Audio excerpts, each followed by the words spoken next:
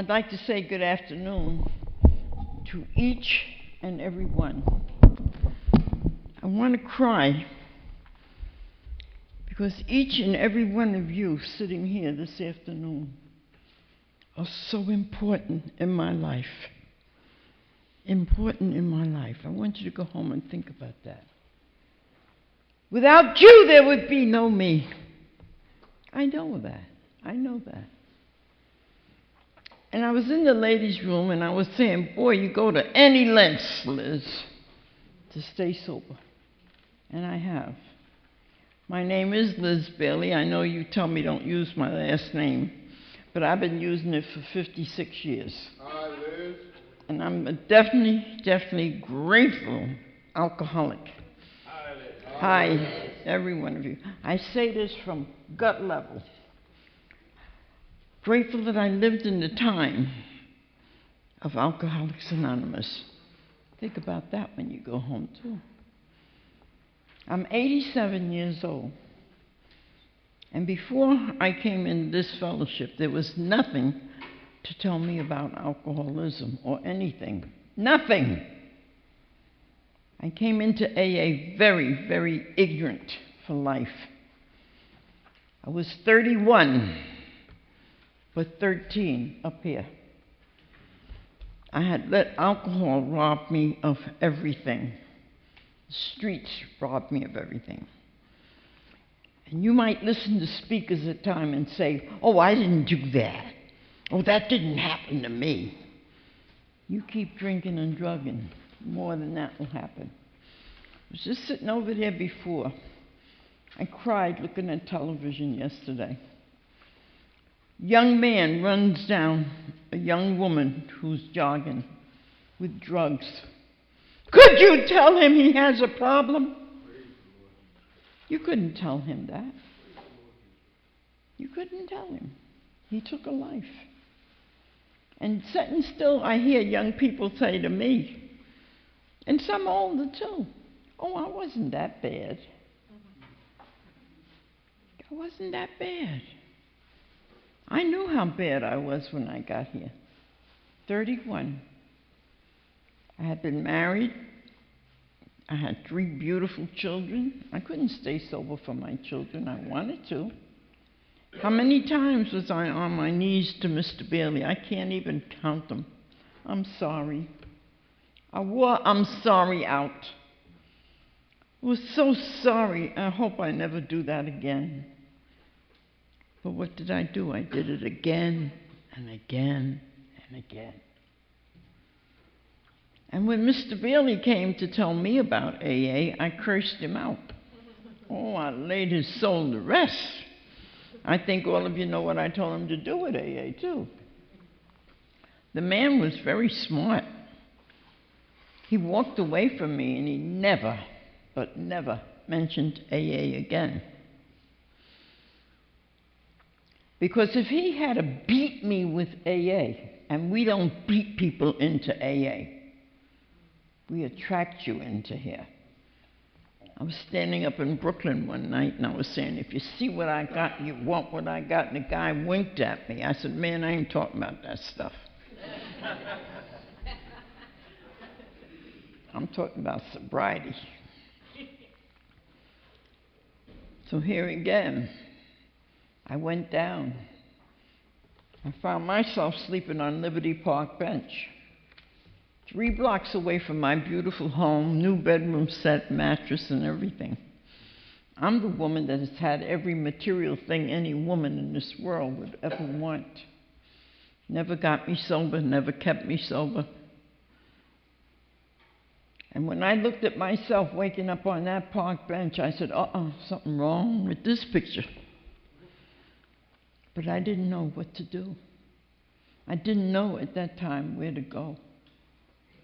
And so I kept going down.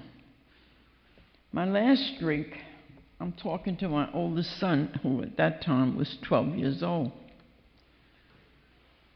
And I looked at Richard and I said to him, Richard, I can't live this way. This is not the way I want to live. You can't depend on me for anything. I'm going to go up on the Long Island Railroad. I live 3 blocks from the railroad. I'm going to jump in front of a train. And when they talk about a higher power, I didn't know anything about a higher power. But that night in the basement, talking to my 12-year-old son, I started screaming, "Oh God, oh God, please help me." He could, he would, if you call out to him. I learned that in AA. That's the 3rd step. He could, he would, if he sought. And God answered me. Just like I'm speaking to you. Something said to me just as clear. Try this AA, which your father has told me about.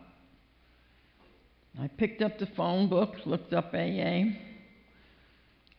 And that time when I came into AA, we don't do it anymore, too tough anymore. But if you called somebody, they came to your home or where your job, wherever you were, to carry this message to you. There were no women hardly in AA when I came. I beg and love you women for being in AA and staying in AA. There was a lady in California fought for us to be in AA. You guys didn't want us. And my opinion is that you always thought we'd get too smart for you. That's my opinion. Okay. But I'm ever grateful to that woman in California who fought for us to come into this fellowship. Because from the little girl that I was that I came in here, today I stand tall as a woman with dignity. Never did I dream that I would tell you I'd stand tall with dignity. Not with my head laying in vomit, being beaten to a pulp, waking up where I didn't know where I was half the time. That I could stand up and say that. Through the grace of God, Alcoholics Anonymous, and you, I've been able to stay right here. Because I called up AA and they didn't have anyone to send me. And I went into Manhattan to Intergroup. And excuse me for interjecting this in here. I want to thank every speaker that spoke in this auditorium here today. I want to thank you and praise you and love you, because without you there would be no AA. I know that. So whatever job you're doing, do it, and do it to the best that you can to keep these doors open for people like me. Because thank God, AA was 17 years old when I got here. 150,000 members. Today we're celebrating the 73rd Thanksgiving. Isn't that something for me to say? For me to say. 73rd sober Thanksgiving. Beautiful, but I use every day as Thanksgiving. I had to do that when I came to AA. I couldn't make issues of holidays,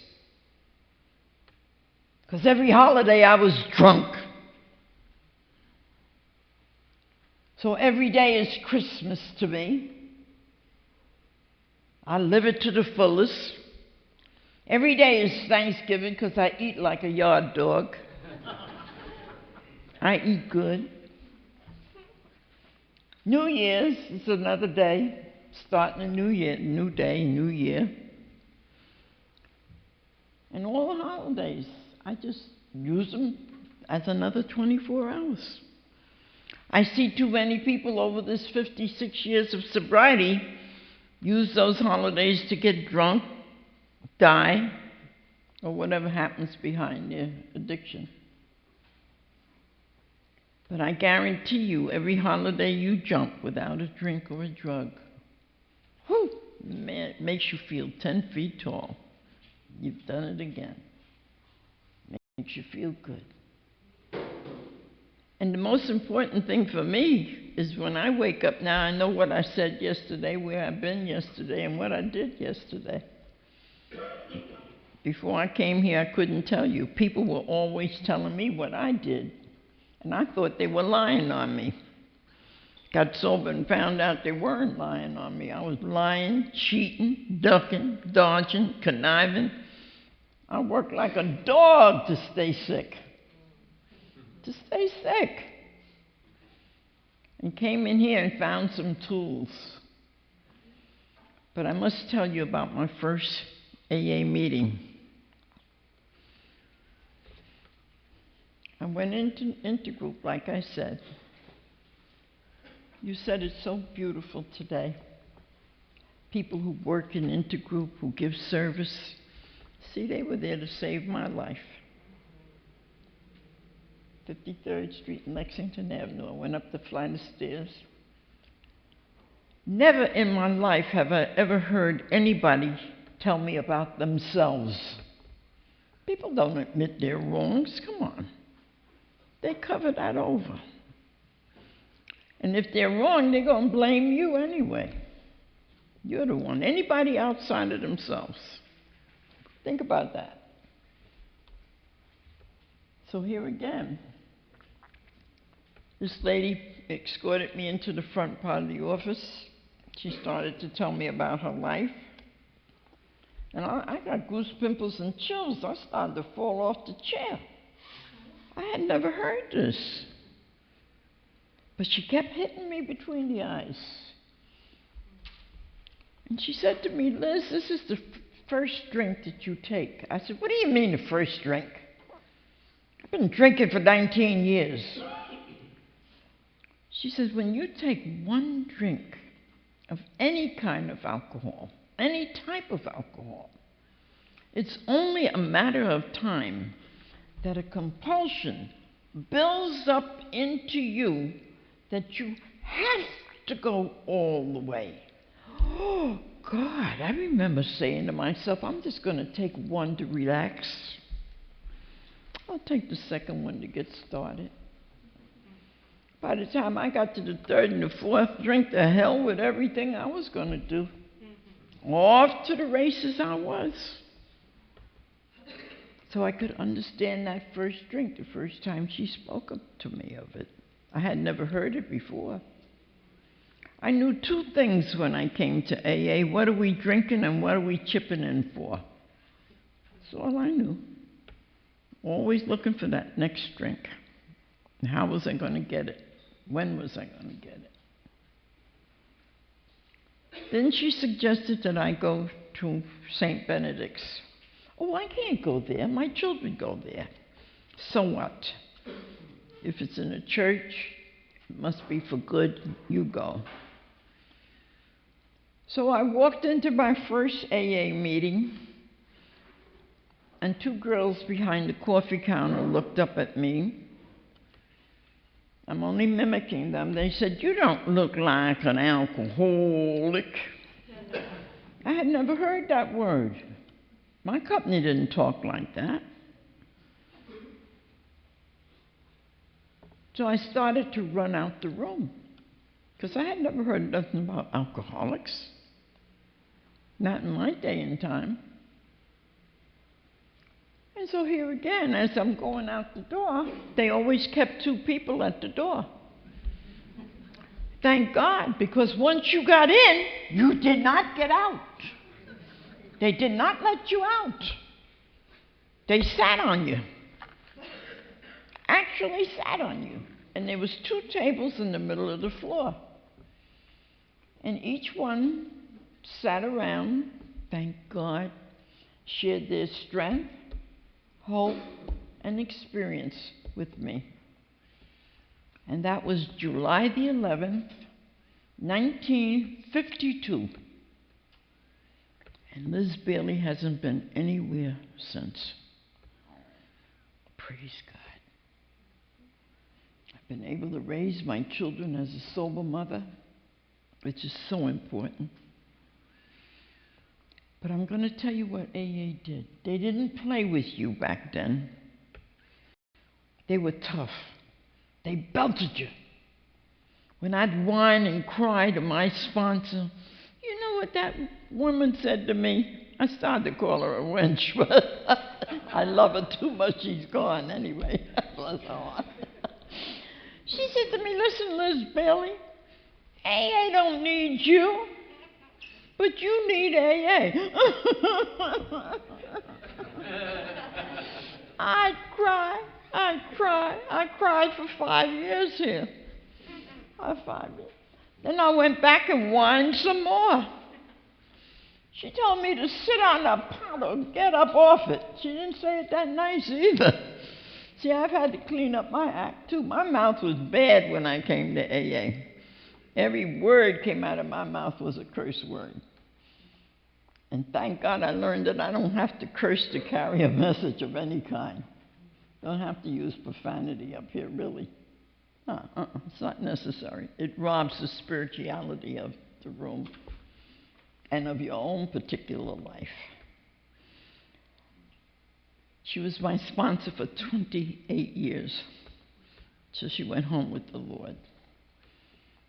And I had another one, and I had her for 35 years. She just recently went home with the Lord, and I miss her. And the last words she said to me, Liz, let people help you. Let people help you. Those are her last words to me. So if you want to help me up the stairs now, I'll take the help. You want to open the car door, I'll take that too. You want to take me to lunch, I even take that. Yeah. Because I was one of them independent people. Didn't want you to help me with nothing. I had to learn to ask for help, get help, swallow that sick pride.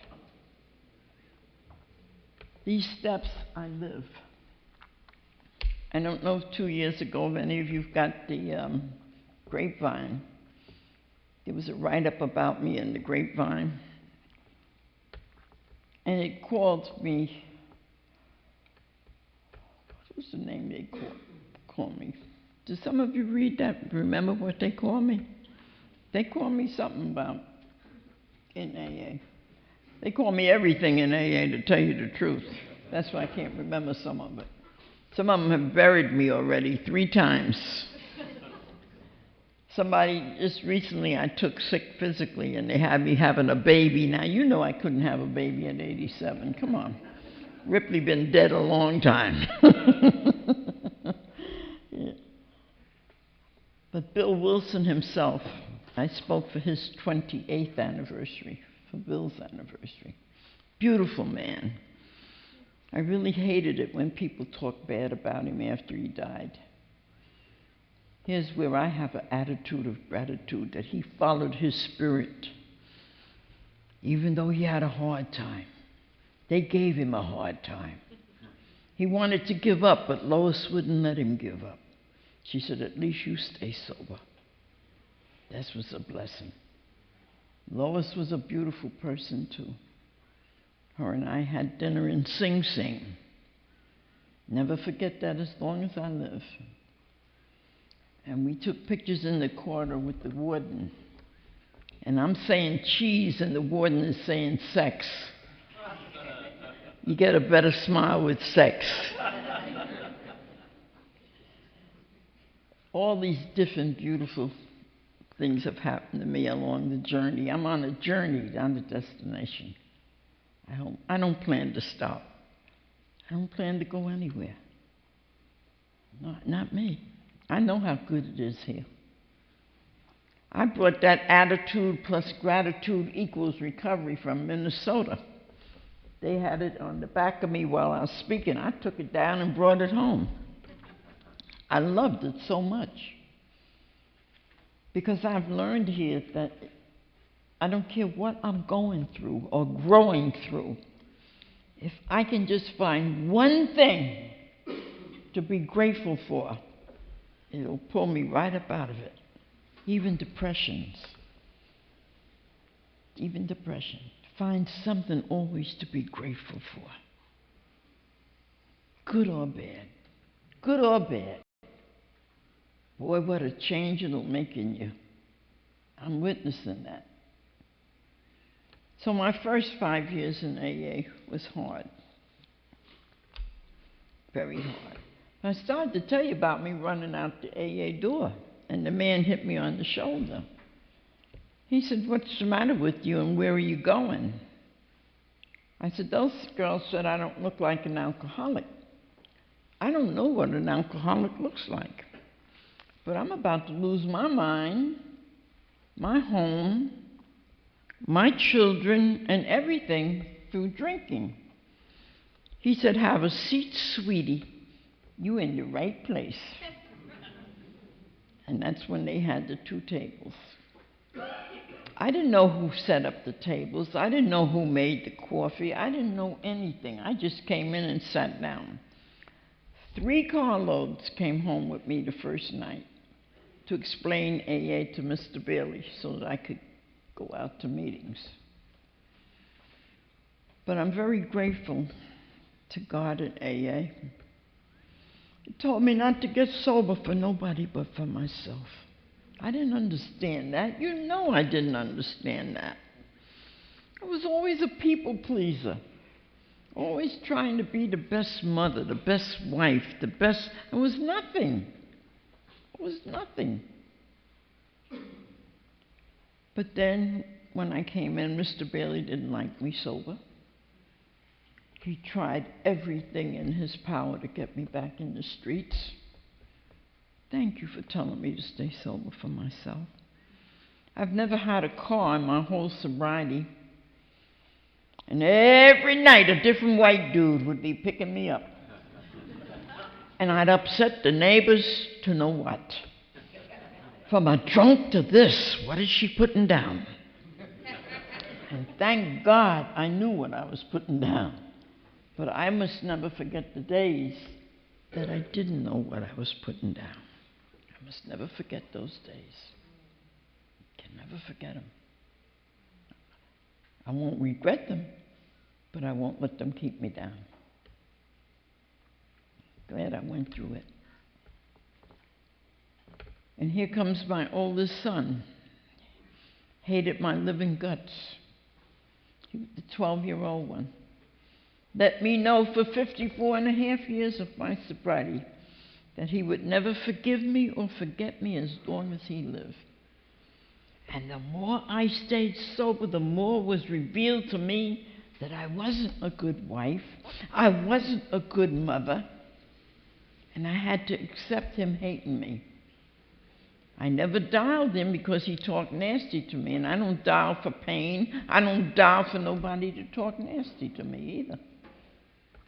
It's going on a little over a year ago, I got a phone call. Who am I speaking to? He says, your son. I said, which one? Because I have many sons in AA. He said, no, I'm your biological son, and I'm calling to make restitution to you. Took 54 and a half years.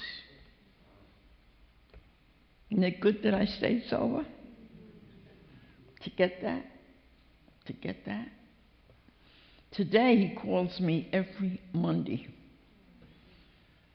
He sent me a $1,600 ticket. He lives in Beverly Hills, California. I went to spend 5 days with him. I did not bring up the past. I didn't go there for that. The past is the past. I went there to have a good time. And that's what I did. He got up every morning and made my breakfast and served me.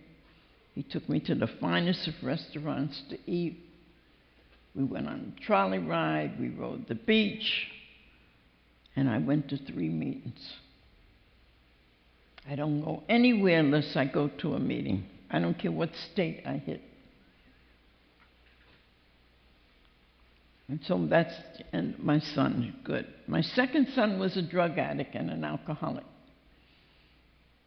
Fine dude, I loved him to death. And I used to tell him, Dennis, the right road may be hard, but you'll be the winner. The easy road, the price is heavy. He couldn't get Away from his drug addict friends. June 25th, he was shot and killed between two houses in Flatbush. Thank God you told me not to be sober for my family. My dad hung himself out here in Central Islip. My sister went into Manhattan over the George Washington Bridge and jumped 30 floors. She laid on the canopy for 5 days. Mr. Bailey, after I spoke for Bill Wilson, asked me to please leave him. He couldn't stand me in this sobriety another minute. I tried to get Mr. Bailey to come to AA with me to learn about me. Maybe we could have gotten some kind of life together. But I was a Meshuggah cup one. Oh, there goes, if you're Jewish, that means there goes the crazy one. I was the crazy one. I went back, though. I left Mr. Bailey for 25 years. I didn't live with him for 25 years. But I went back and took care of him in his last days. Because I told you, more was revealed. I was not a good wife. How could I be? Drunk, I couldn't be. He asked me on his deathbed, take his hand. And I took his hand. And he says, Liz, thank you for saving my life. And he says, I love you. And I screamed. I had been married to Mr. Bailey for 47 years when he passed. And I got that I love you before he left here. And I loved it. I loved it. And I felt good, too, that I could make amends to him. Felt very good. And then I had a daughter who died with Lou Gehrig disease. She went from a beautiful girl to a living skeleton. I happened to be in Colorado Springs getting ready to speak, and they let me know that she had died 1:20 that afternoon. I just finished having my 10th operation. Last 2 months. 10. I've been up to death's door 10 times. My daughter, the AA baby, I have a beautiful AA baby, she's 52. I named her after AA, Adrian Anita. Because without AA, that chick would have never been around, and you know that. I know that. She's gorgeous. I have 18 grandchildren, 12 grand and 6 great-grand. I see them by appointment only. I do not babysit. I don't babysit. I let nothing or no one interfere with my AA life. And I really mean that. Don't mess with me with my commitments and my life of staying sober. I watch my friends. I don't deal with everybody. I don't go around making believe I'm drinking out of champagne glasses and stuff like that. I eat no food that's cooked with alcohol. They tell you it's cooked out. I got 2 paper strippings from Florida telling you it's not cooked out. I've never done anything to play with my head, because that's where it starts, right up here. See? I use the phone. I still make meetings. I made 7 meetings a week and 3 times on Sunday when I came to AA. I was trained, like someone said today, never say no. I've never said no to anyone unless the ambulance was taking me or I'm deadly sick. That's the only time I could have to say no. But when I'm on my feet, I don't say no.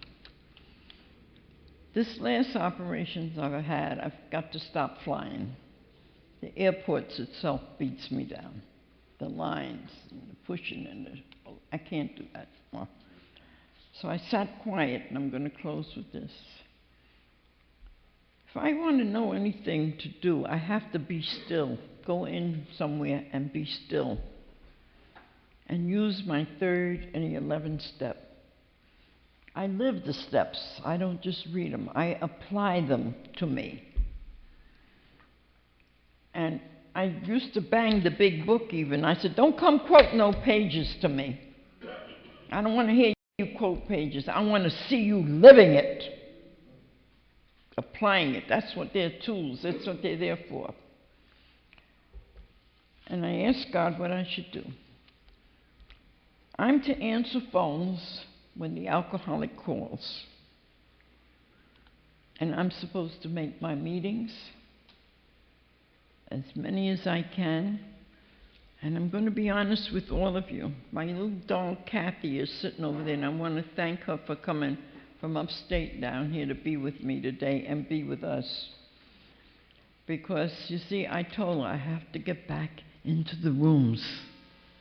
I can't sit in my recliner. These are healing rooms. And when Gary saw me the other night to give me the flyers, he went crazy, because I guess he thought I should have been looking all drawn down and knocked down. I was flipping, baby. I was flipping, because I've been making me some meetings, 2 a day, sometimes 3 a day. Healing. Healing, right here. I'm telling you, because where there's 2 or more, I don't have to have a crowd. I've spoken to thousands and thousands of people in this 55 and a half years. I'm 56 years sober. I say 55 and a half because when I first came to AA, by there being no women, I didn't want to put my linen in front of you guys because I was too fresh anyway, you know. I can't blame it all on you. So, when you going to speak, Liz? Oh, not ready. When you going to speak? I got as far as 6 months sober, and 2 fellas tricked me into speaking at the YMCA on Parsons Boulevard. And could you all believe me? I haven't shut up yet. 55 and a half years talking. Coming across the United States now for the 3rd time. Every state. Hawaii, Canada, Alaska, all the islands. I just turned down the largest ship in the world to speak on. I was the keynote speaker on it, but I had to turn it down, my health. I saw a picture of that ship. I knew I couldn't walk that ship and do that ship. I knew it. I had to tell the girl no. But that's okay. I put in 55 and a half years of what am I now? Okay. That's what God had me do. Can I ask you all to do me a favor? Get still. Find out what you're supposed to do in Alcoholics Anonymous, especially the next legacy. I've been privileged to speak at Icky Park quite a few years back because I've never said no to anyone. I'm proud of Icky Park. I'm proud of NA too. I've lived to see all these A's come in. They were not here when I got here. You all know that. I've seen all the CA, NA, PA, FA, GA. Seen them all come into existence. I've spoken at every one of them. God is good, isn't he? He's so good. And I didn't want to hear about God when I came to AA. I'd curse you out if you mentioned God. And as long as I didn't talk about God, I stayed sick. Migraine headaches, deep depression, isolation, and I cried a lot. The only thing that got me better is that I made 7 meetings a week, 3 times on Sunday, and I had to learn that this is a gift. Not everybody gets this gift. So I got to put one hand in God's, and I have to keep the other one in AA. And I'm on a journey. What a journey. Whew, what a journey. I can't even tell you how beautiful it is. It gets so good. I watch the alcoholics blow it every time it gets good because they don't know how to handle good. But I'll tell you, attitude plus gratitude will keep you in recovery. And give to receive and give to keep. It's not a gift that you take and sit home with it. You don't do that. Stand at the door and greet somebody. And when I wrote that article in Grapevine, I said 2 things. I want to see the enthusiasm like I did today. Thank you guys. Thank you guys. And I never want a drunk to sit alone in any one of these rooms. Don't do that. Don't let anybody that walk in your room of your meeting sit alone. Because that's your home away from home. And say hello. I go to Intergroup in Nassau. That's where I am on Wednesdays. 5 years I've been sitting in the same seat every Wednesday. Little guy I met 30-some years ago picks me up. And that's where I am. And I kiss and speak to everyone that walks in that door. You don't come in there unless I speak to you. You've come into my home. And if you rang my doorbell today at my home where I sleep and live, I welcome you. I got a welcome mat outside. You carry these principles in all your affairs, not just in here. I love you guys. And thank you for my 5 minutes over. And have a good, blessed day.